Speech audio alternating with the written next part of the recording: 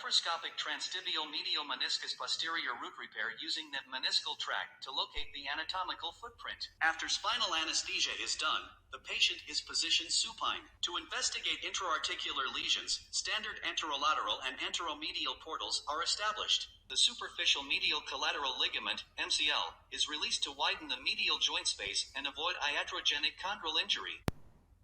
Arthroscopic examination defines a demarcation line that separates the different qualities of cartilage between the central part and posterior part of the medial tibial plateau. A meniscal tract is the portion of the posterior cartilage where the meniscus is located.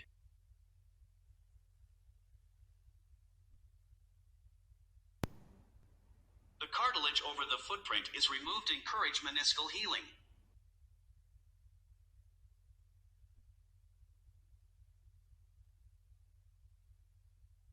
The mini first pass is used to pass a number 2 fiber wire through the posterior part of medial meniscus posterior horn.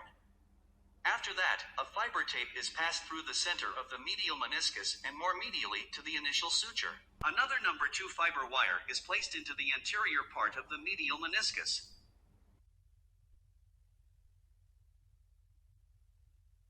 The posteriormost suture is shuttled from the other end of the anteriormost suture through the posterior portion of the meniscus.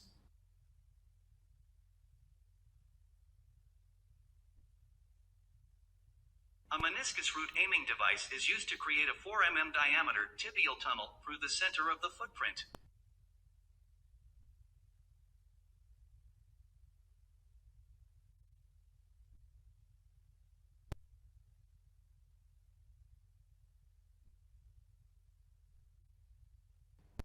The sutures are all passed through the tunnel.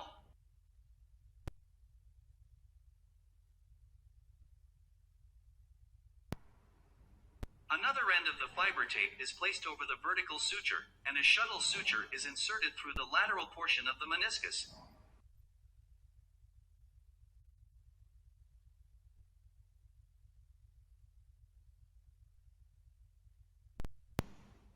The sutures are all passed through the tunnel and the tension is controlled and fixed with a cortical button on the outside tibial cortex.